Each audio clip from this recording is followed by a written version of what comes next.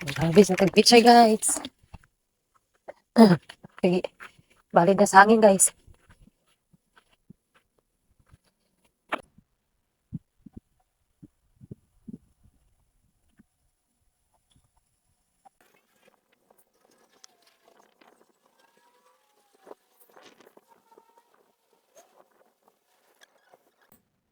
Pantay mo sa mga gitanong mo gikan sa gitanong na sa mga pit battle. Nagagmay ra gid siya og kuan punuan.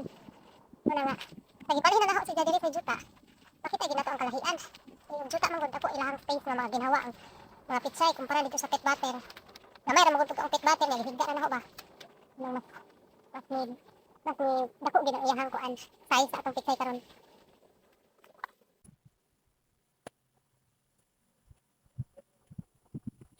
Nato ang kalambuan. Kuan jud kanang ligid kamahayan ko.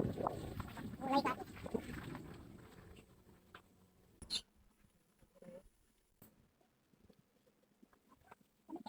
Sa mata ng mga kagulay ba?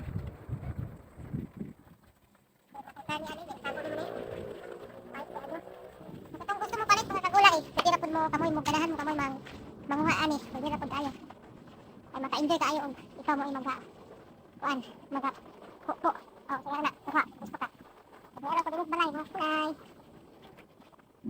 Ano ba ba balay? Oh, kuha ra ta din yun. May order. May nag-order na ko.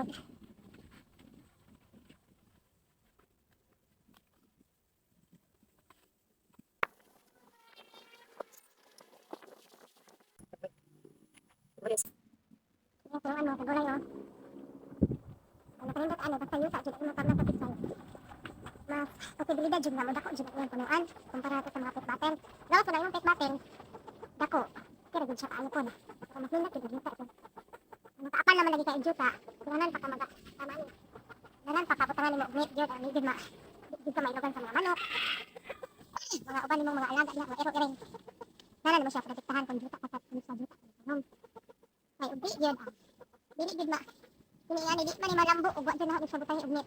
Kaningit nagbutang na ako ani mga kagulay paala gid siya kanang daw anak kana bitaw magtagod sa umay ni gid ako. Wa pa na papa. Kapita na ko. Say. Ang nagaro. Wa gid na pa sa ginit dili na mo lambot lang.